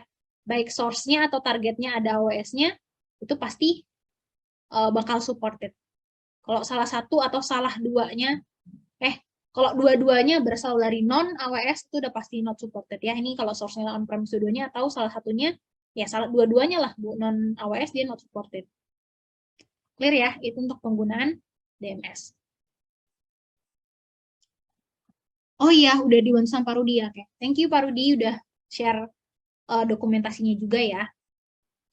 Ada lagi yang mau ditanyain barangkali? Katakan. Mana? Ada yang mau ditanya dulu nggak? Atau kalau mau discuss juga, mau sharing info juga nggak masalah. Nah ini ya, kalau kita pakai DMS arsitektur, ya tadi kalau misalnya source-nya instance or on-premise or database, kita bisa membuat replication instance untuk melakukan task-nya tadi, habis itu nanti si instance tersebut bakal dikirimkan ke on-premise database untuk targetnya. Jadi kita alokasikan di instance task dulu untuk melakukan si DMS ini. Jadi diinstal di dalam instance juga nih si DMS tool-nya. Gitu. Oke, jadi itu untuk DMS. Udah ya? Oke, jadi itunya tadi ya, intinya kalau setelah kita udah kenal sama database, kita juga udah kenal tools yang kita gunakan untuk melakukan moving datanya, kita juga kenal sama tools untuk melakukan converting datanya, dan ingat-ingat pas kita melakukan migrasi, baik itu dari pemindahan datanya, lihat skenario-nya, perhatikan target resource-nya, ya, terus output yang kita harapkan dari pemindahan database tersebut, serta kita juga harus plan proses migration itu seperti apa. Kenapa? Biasanya perbedaan metode migrasi yang kita alokasikan, tools yang terlibat pun bisa jadi berbeda. Seperti itu, ya. Jadi disesuaikan sama requirement kita juga. Oke. Okay? So, summary-nya dari model ini kita udah bahas tipe-tipe database service-nya AWS. Tadi mungkin kita bahas juga background story masalah RDS, ya kan? Background story dari database dulu ya, tadi kita bahas database, bedanya database sama storage, kenapa sih kita perlu tahu bedanya database sama storage itu apa, tadi kita udah bahas database-nya ada apa aja tipenya, cara memilih database, lalu tadi kita bahas juga kayak di AWS itu ada tipe database apa aja, lalu perbedaannya seperti apa, cara memilihnya, tadi kita bahas RDS, fungsi-fungsinya, hal yang perlu kita perhatikan, tadi kayak pas pertama kali kita buat, itu kita buat apa aja gitu kan ya, ibaratnya dari sisi multi availability zone, rate replika itu fungsinya buat apa ya, output yang dihasilkan itu buat apa gitu ya. Terus tadi kita juga bahas apa ya, DynamoDB ya kan toolsnya, itu fungsinya fitur-fitur yang kita dapatkan, sama tadi kita terakhir bahas DMS sama SCT. Oke?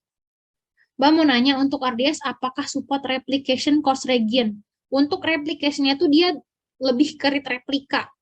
Kalau untuk multi-region yang sinkronus kayak multi-AZ itu nggak bisa. Jadi bisa dialokasikan cross-region, tapi dia asinkronus tetap jatuhnya. Gitu. Ya. Jadi RDS ini untuk read replikanya itu yang dialokasikan di cross-region. Read replika, only read. Gitu. Untuk yang multi-AZ buat yang sinkronus, dia nggak bisa antar region. Bagaimana best practice connect ke RDS private tanpa IP public dari lokal tanpa EC2? Lokal maksudnya dari on-premise kita ya. Jadi bagaimana best practice connect RDS private dari lokal. Jadi lokalnya ini kita dari on-premise kita kah atau gimana? Dari laptop kita ya. Sebenarnya kalau dari lokal laptop kita ini, pertama, kalau dari secara private ya, kalau secara private, mau nggak mau kita tetap harus bikin connectivity private dulu sih, karena kan kalau kita dari lokal kita, cara kita bikin komunikasi private itu, pertama kita pakai network apa? Kalau kita lewat network public biasa, mau nggak mau kita tetap pakai internet, kecuali kita memang udah punya komunikasi kayak VPN, itu at least masih bisa private kan, itu kita bisa pakai bikin private connections, gitu. Ya, jadi paling nanti untuk private connection-nya itu kita bikin VPN resource, nanti kita bikin komunikasi entah itu nanti ke data center kita, terus nanti kita masuk di lokal network-nya data center kita nih, baru nanti kita hit pakai VPN, dari VPN nanti masuk ke internal VPC kita, baru ke connect the RDS gitu misalnya. Nah, tapi kalau misalnya dari luar itu tetap kita over internet sih, dan itu juga pasti nggak direct ya RDS, karena by design multi arsitektur kan RDS memang nggak dibolehkan untuk di reach langsung dari internet, ya nggak cuma RDS, biasanya database peer itu nggak diperbolehkan untuk diakses langsung dari luar, biasanya kita melalui web server dulu baru si database, seperti itu ya. Itu oke. Ada lagi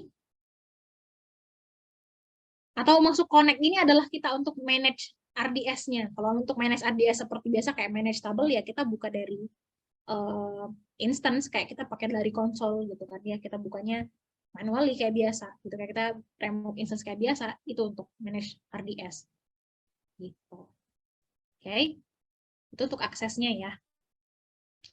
Ada lagi yang mau ditanyain?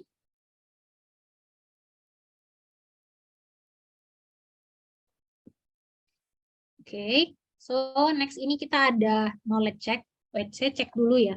Soalnya suka apa sih yang apa namanya yang blade, bukan blade ya, apa ya?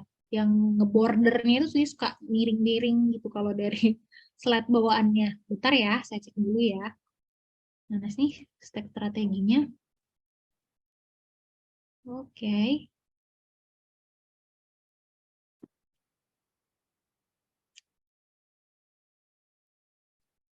Hmm.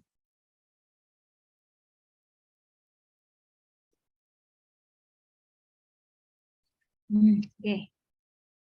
Ini mungkin teman-teman bisa seperti biasa diabaikan aja yang di sisi soalnya ya, yang si apa bold-boldnya, karena menurut saya dia kayak kurang pas aja untuk ngambil main point bahasannya. Nanti saya bantu pakai list, pakai apa, pakai pen aja nanti saya bahas. Oke, kita akan masuk ke tesnya dulu. Sini pertanyaannya, oke, bisa dibaca dulu ya. A fintech bank has created a new credit card line, therefore, will need to expand its database to capture new customer profiles and link existing customer profile to a new card line.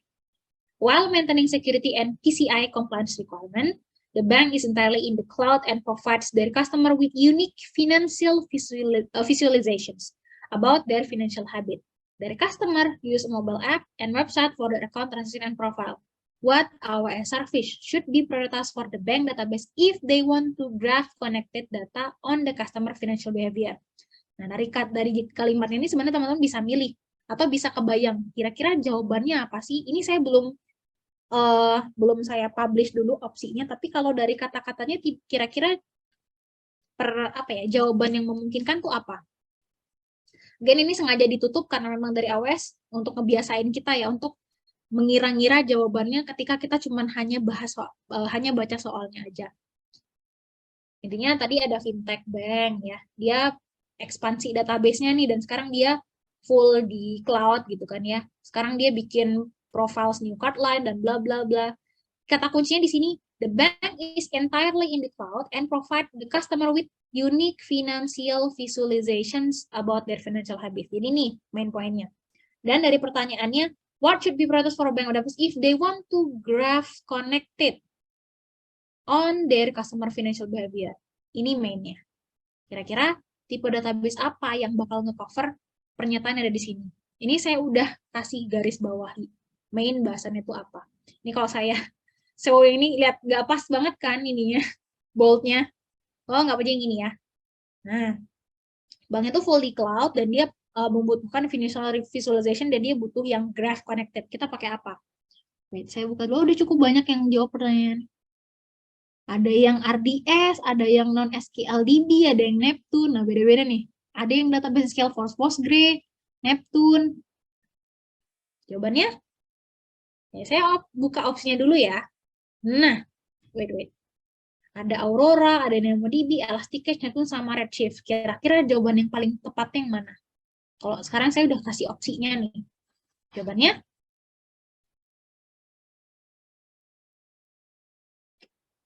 Jawabannya Neptune.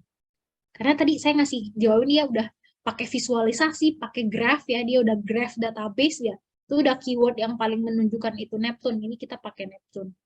Gitu. Kecuali dia cuma ibaratnya mention transactional. Nah, kalau dia cuma bahas, nanti kalau di soal ya, kalau dia udah mengidentifikasikan transactional, dia yang performance oriented. Nah, kalau di bawah-bawah performance itu dia pasti ngarahinnya ke DynamoDB. Tapi kalau dia lebih cenderung ke analitik, nah, analitik dia ada dua, antara kita mau pakai RDS atau kita pakai Redshift. Perbedaannya analitiknya sejauh apa? Kalau Redshift kita pakai analitik yang media penyimpanan tuh butuh besar, mungkin bertera-tera. Nah, itu dia pada pakai Redshift.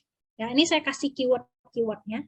Kalau Redshift ini dia udah ada bahas-bahas analitik, terus di combo juga sama media penyimpanan yang besar.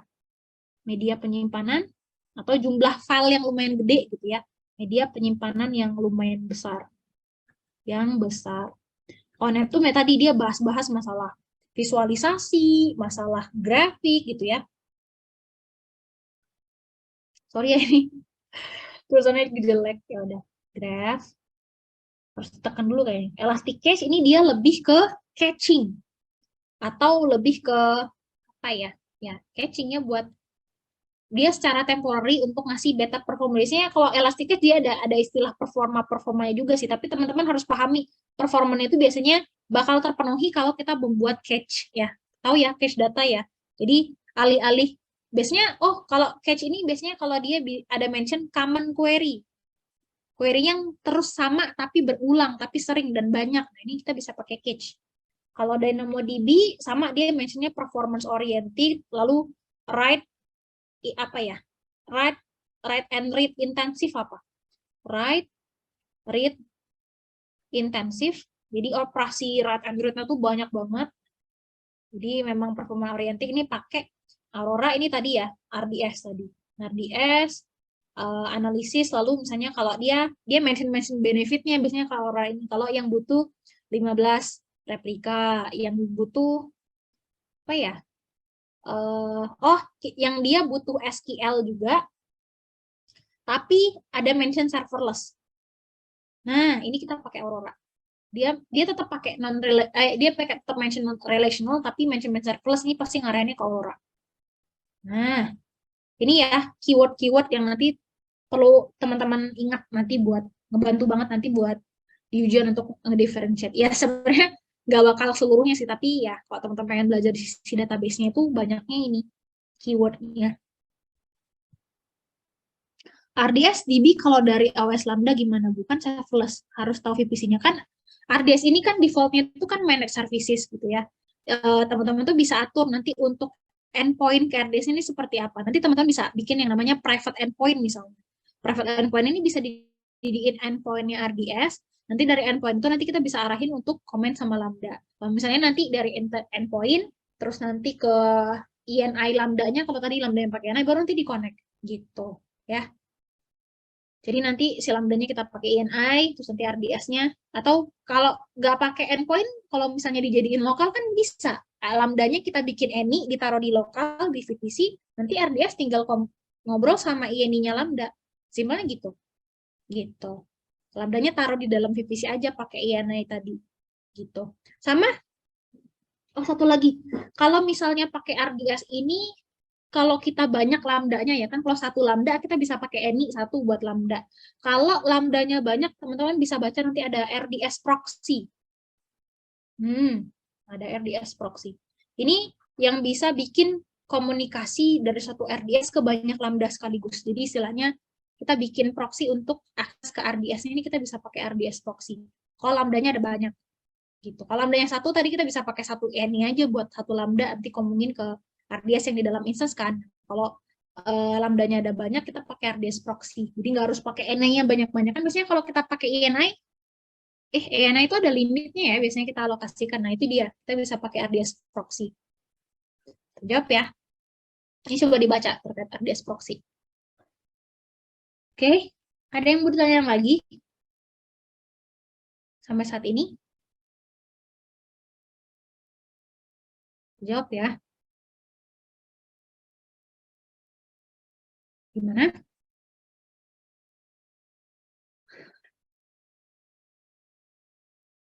Oke, ini saya lanjutkan ya.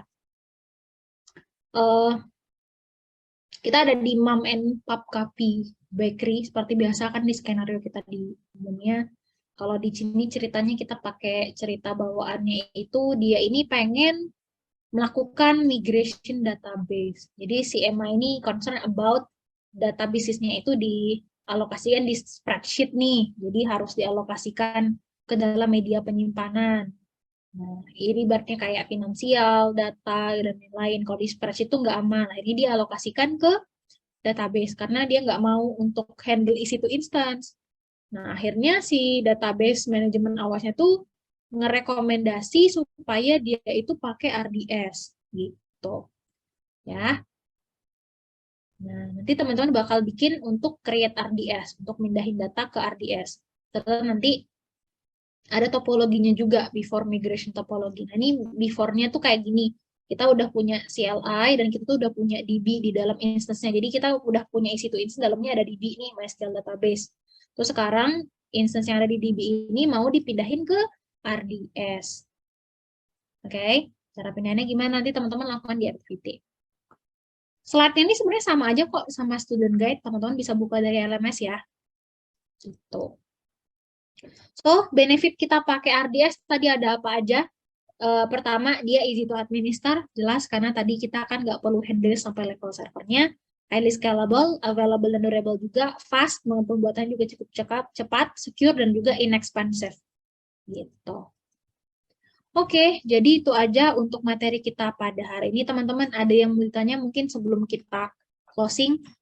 Atau mungkin kalau kita mau ke LMS ya, kita buka LMS-nya dulu. Oh, wait.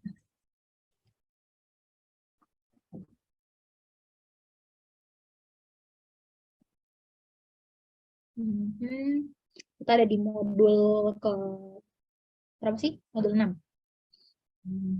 Nanti teman-teman bisa baca database-nya. Kayak tadi untuk how to create database cluster di Aurora juga nanti ditonton ya demo videonya. Nah, DMS tools-nya, migrate to RDS, nanti teman-teman silahkan ditonton. Ada activity yang tadi itu dikerjakan juga. Sama nanti ada, nah ini untuk slide-nya teman-teman bukan di student guide aja, ini udah sama kok. Sama tadi yang di-share. Sama jangan lupa dilakukan knowledge check-nya juga ya. Mungkin yang belum komplit ya, knowledge check-nya silahkan dikerjakan ya. Nggak usah nunggu setiap modul selesai pun nggak masalah. Kalau teman-teman mau ngerjain duluan, nanti biar besok-besoknya santai itu bahkan jadi lebih baik. Enaknya lagi kalau teman-teman udah ngerjain knowledge check kan nanti kayak kegambar kan, ibaratnya apa aja sih yang mau teman-teman tanyain pas di sesi berikutnya, seperti itu. Oke, ada yang mau ditanyain lagi sampai saat ini, teman-teman? Saya scroll dulu ya, takutnya tadi ada yang belum terbahas. Apa tadi saya sempat ada ngomongin apa? Masalah dokumentasi ya? Bentar ya, saya scroll ke atas dulu.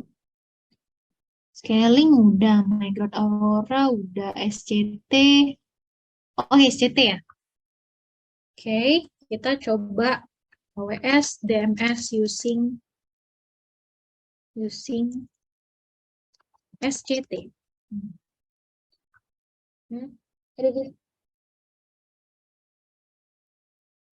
Nah, ini ada cara menggunakan SCT DMS. Langkah-langkahnya. Kalau nggak salah dia ada.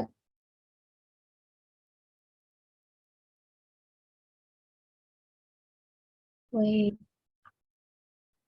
Ini aja sih resultnya. Nah, ini kita pakai SCT atau skema composable extractor.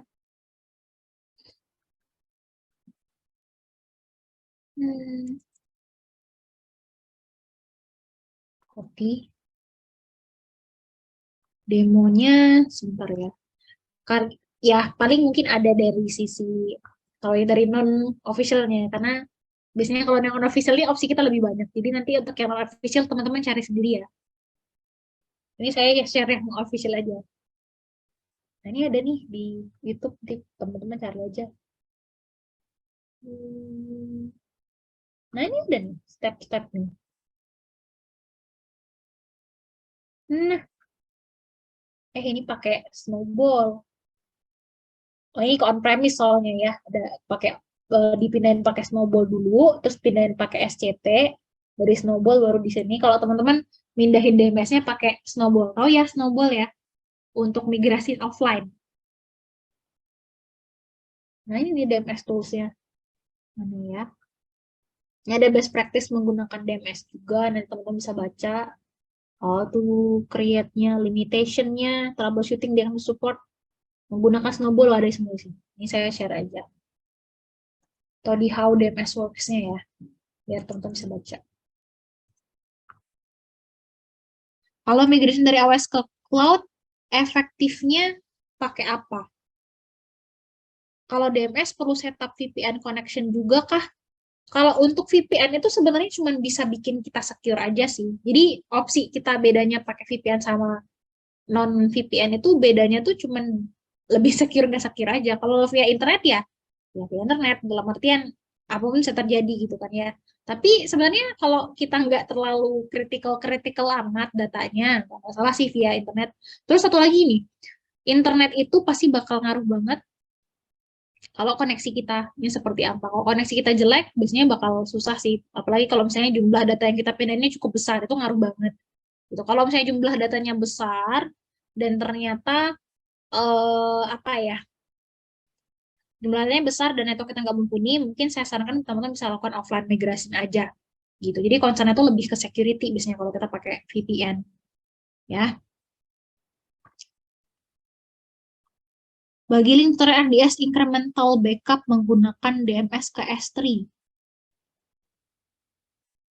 RDS increment backup ya. Ada kok di sini kita coba cek ya. RDS increment backup lebih tepatnya RDS snapshot sih sebenarnya. Kalau untuk yang increment. Nih,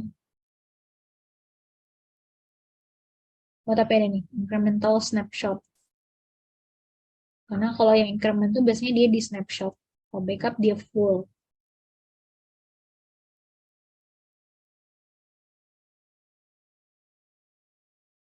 Untuk S3,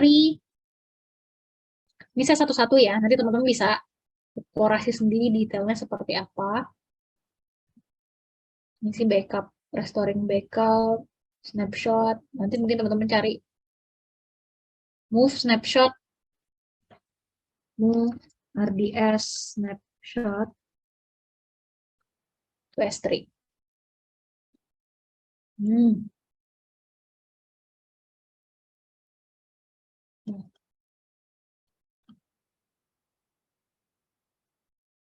Oke, dah.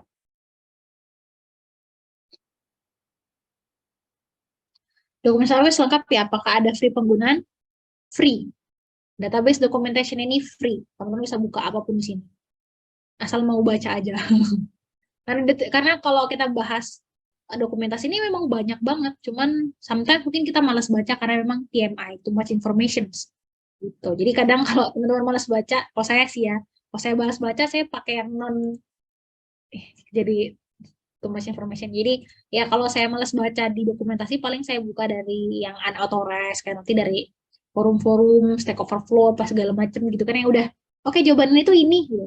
Nah, tapi kalau teman-teman nggak males ya, mendingan baca dari dokumentasi AWS-nya. Ini udah lengkap banget sebenarnya, udah full lah gitu. Bahkan kadang kalau nggak di Docs ini ada yang eh, dari blok-blok AWS-nya juga gitu. Di blok-blok AWS-nya itu juga ada yang memang udah troubleshooting yang per langkah-langkahnya juga ada kok gitu. Maksudnya untuk testing dokumentasinya iya akurat.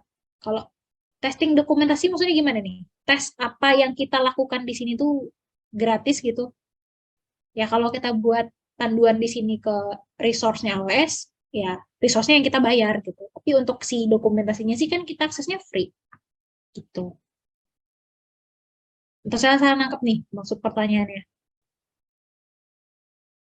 Gimana? Ada lagi yang mau ditanyain? Oke. Okay. Kalau misalnya di RDS pakai retrapika, berarti nanti ada beberapa database endpoint ya. Yes, nanti kita bisa punya beberapa database endpoint. Paling nanti kalau buat direct trafficnya, nanti teman-teman bisa dibantu sama Route 53 gitu. Jadi misalnya ya kan read replika ini tujuannya untuk memberikan better performance kan gitu. Jadi nanti untuk operation rate-nya itu teman-teman arahin ke read replikanya, untuk operation rate-nya ke primary-nya. Nanti bisa dibantu sama Root 53 untuk direct traffic. Kan kalau Root 53 bisa baca kan dari sisi pattern datanya juga bisa dibaca, nanti bisa di direct traffic. Atau kalau misalnya itu kalau Root 53 kan di level yang level global ya. Kalau mau di dalam arsitektur aplikasi, kita kan bisa pakai application load balancer juga bisa baca konten, bisa baca slash kan, operationnya dilakukannya apa. Juga bisa kalau nggak bisa kalau nggak salah pakai application load balancer juga cukup sih kalau di dalam di dalam PPC. Gitu. Tapi kalau untuk di yang lebih luas cakupannya pakai Route 53 ya untuk yang multi level global dan lain-lain. Karena replika kan bisa global kan, nggak cuma di dalam satu VPC aja. Gitu. Oke? Okay? Ada lagi? Yang mau ditanyain?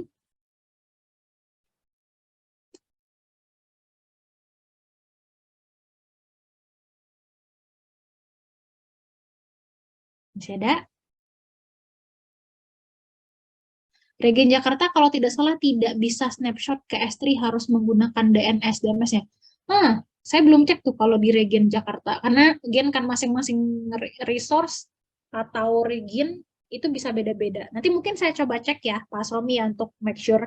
Tapi harusnya ya itu adalah konsep yang global nanti, tapi untuk ya tapi bisa jadi ada perbedaan fitur karena pengaruh region juga. Nanti saya coba cek ke Regen Jakarta. Saya note dulu ya. Nanti mungkin next session saya coba jawab. Wait. Jadi bisa jadi iya, karena ada pengaruh service kan. Saya udah bahas ya di region, karena memang ada pengaruhnya perbedaan service di masing-masing region. Jadi bisa jadi dokumentasi iya, tapi di regionnya nggak bisa, bisa ada kemungkinan seperti itu. Karena memang fitur yang limitasi atau service yang terbatas. Move ke S3.